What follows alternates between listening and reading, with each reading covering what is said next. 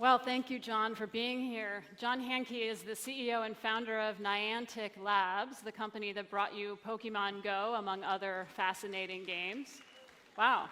Okay, so how many people in this room have played Pokémon Go? All right, okay. I was trying to prepare John, I was like, it's going to be kind of a nerdier audience than you're used to. But nerds love Pokémon Go, so it's all good, But he's usually in the West Coast, and he's here for just a few days, so we're really grateful that you stopped by. I wanted to ask you first to tell us a little bit about the history of Pokémon Go, because it started out, actually, with history in mind, long ago, through a different game, right? It did. Yeah, so Pokémon Go hit over the summer, and, it turned into this kind of big thing on social media, and 500 million downloads. But it was something that we've been working on, that technology and a lot of the ideas that went into it for, gosh, I guess it was 4 or 5 years, beginning with this app called Field Trip. So kind of the original thing that we worked on was really kind of an educational themed app. It was about exposing people to local history as well as other kinds of cultural information. And you can actually still download it. It's in the App Store for Android and for Apple. We haven't worked on it in a while, but it's still there. And it basically was built around historical markers. So we were talking backstage, like the things you drive by on the highway, but you never stop to read, what's there.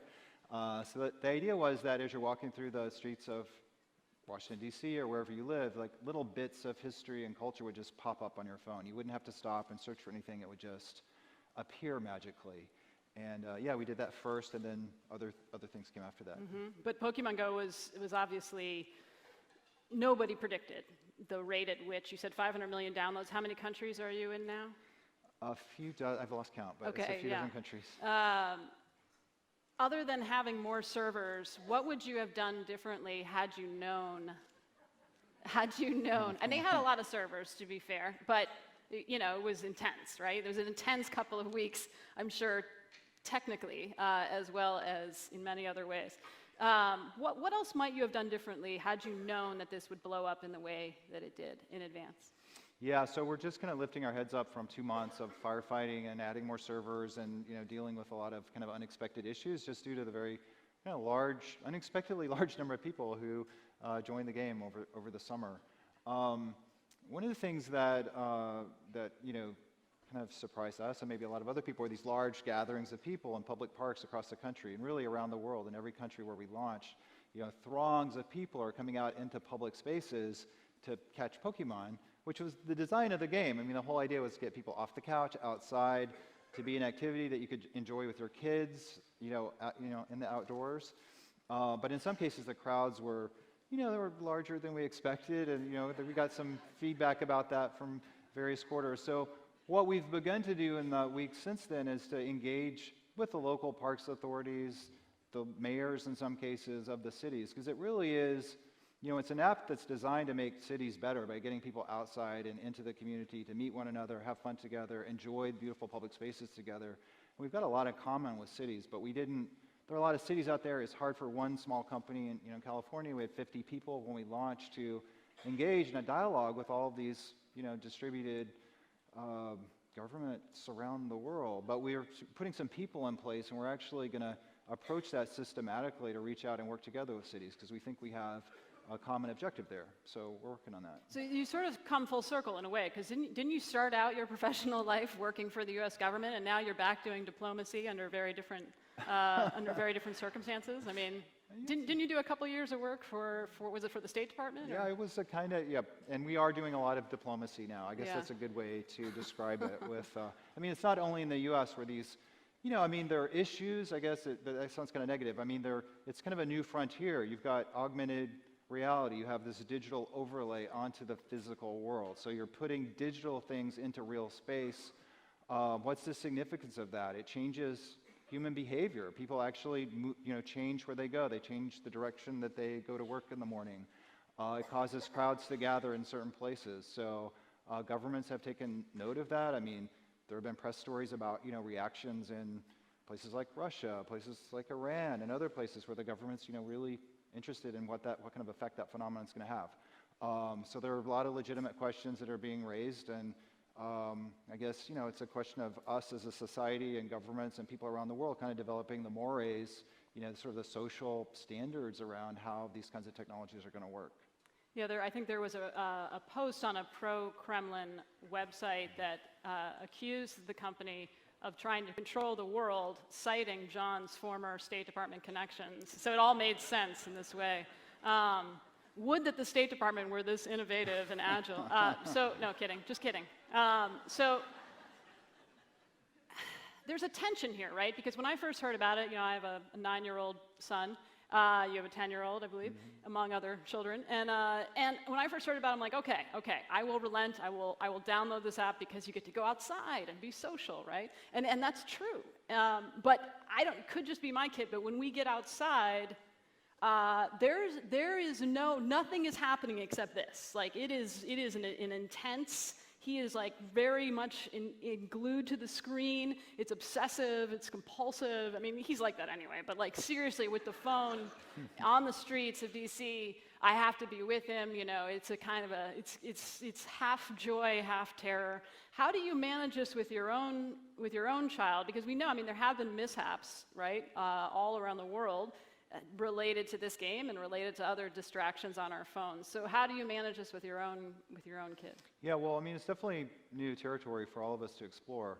The motivation for the game was for my own kids. I have 3 kids. My oldest just left for college, and about 6 years ago when we started this group and began to think about these things, I was really struggling, as many of you or her parents probably are as well, with screen time. How do you pull your kid away from these super compelling gaming experiences on the tablet, on the phone, on the PC?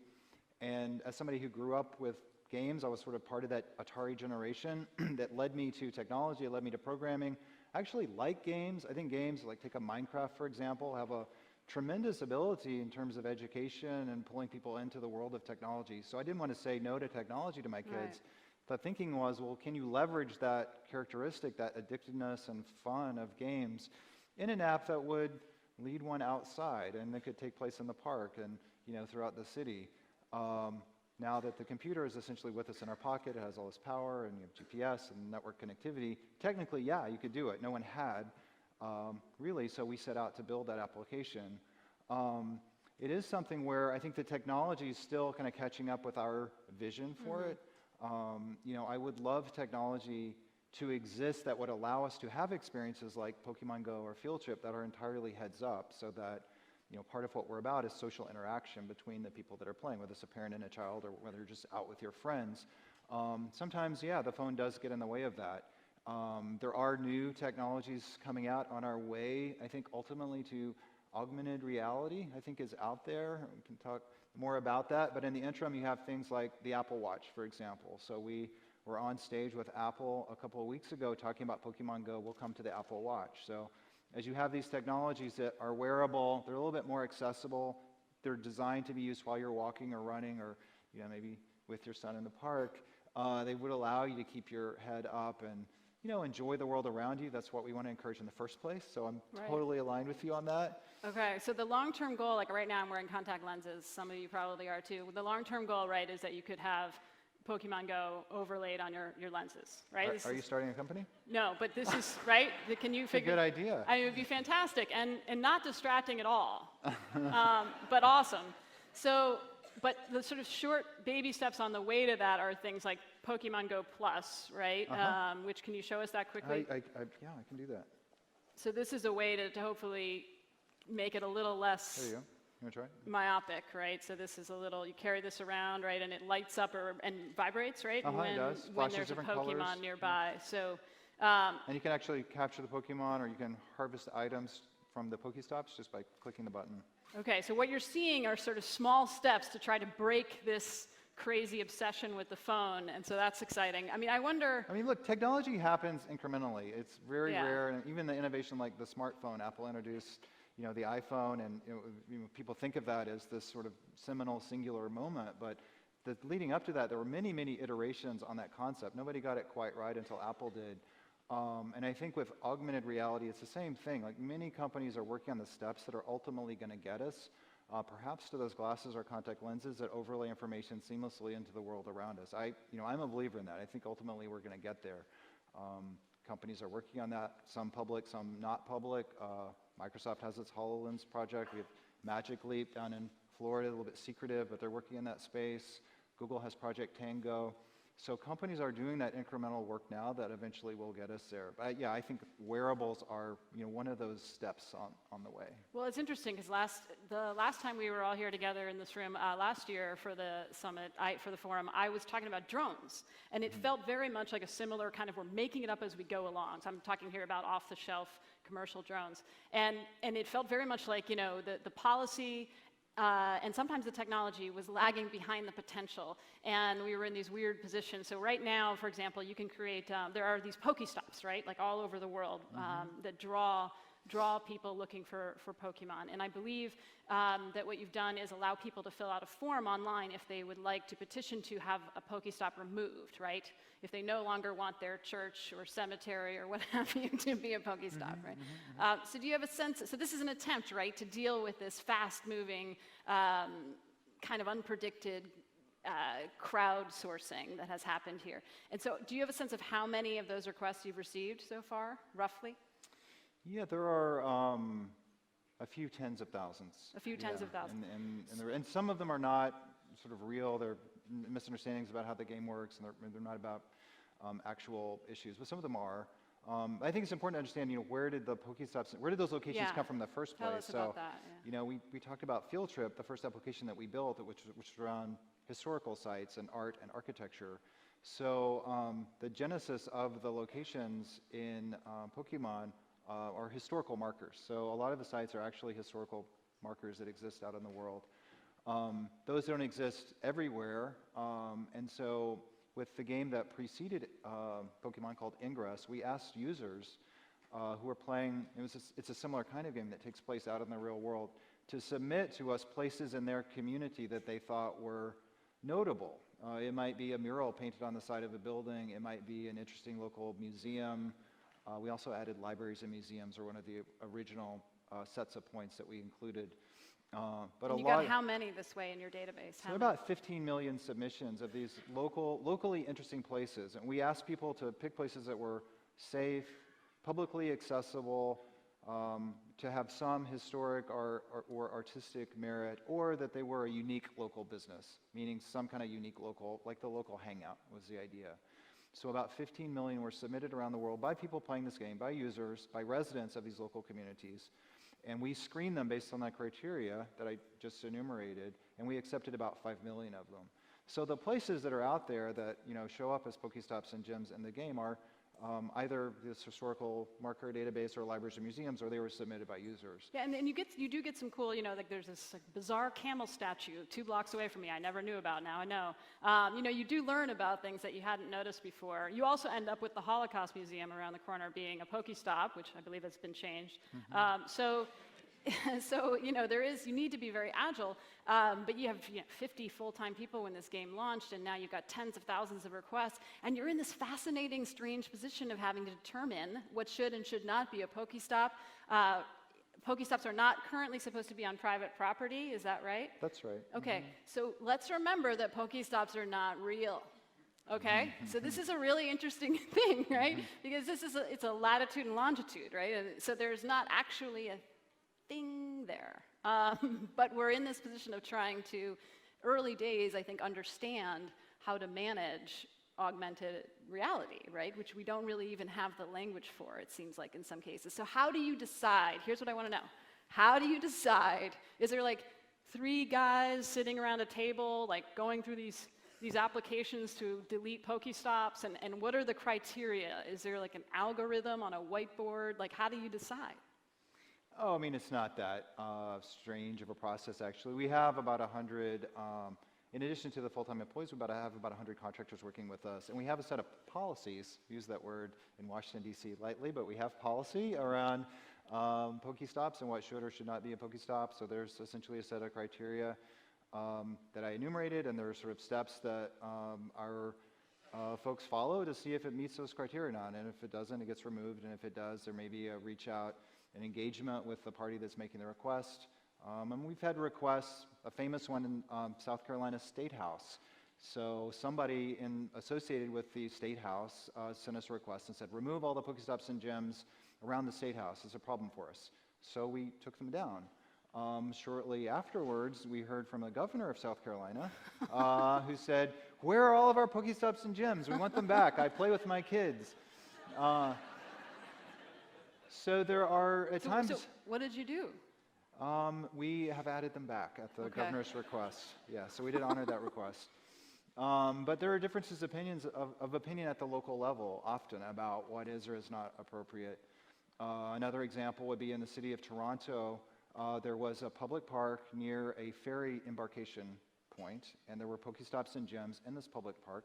Nearby, there's some condominiums, and people lived, and I guess they weren't accustomed to having, very many people in the park. And all of a sudden, people are visiting because it's a beautiful place, apparently, to play Pokemon. I haven't visited there, but people were showing up, and so there were complaints from the people who lived in the condos about excess people in the park. It got escalated to the mayor.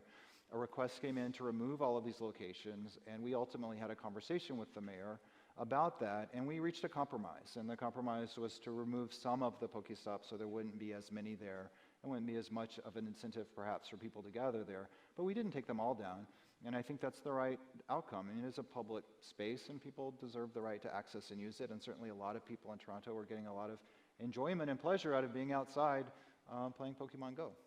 So it sounds like for now, your advice would be to deal with it on a case-by-case basis. And I mean, is there a role you think for it? Well, yeah. Unfortunately, government could regulate it, on a blanket basis. Do you think there is a role for government in the future, to set up boundaries for augmented reality games? Well, I think that it's something that is really a local question about how public parks get utilized. What are their hours of operation? What kinds of activities does the local community want on the local public space? Because this is a community asset. And so that's why, as I mentioned earlier, when we were talking backstage, we're in the process of adding some staff on our team so that we can engage with local city governments and parks authorities on these issues.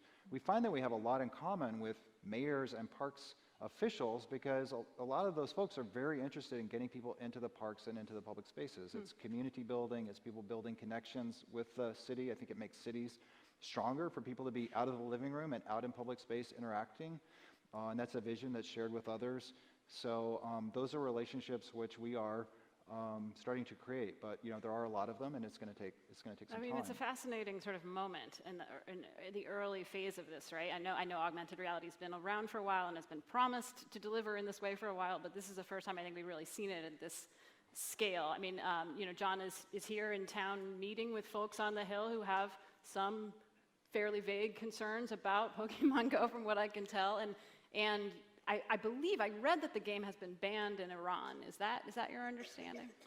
I personally have not received any direct notification from the government of Iran about that, and I've only read press accounts. I've seen photos of happy people catching Pokemon in Iran, so I don't know what that means about its legal status there, though.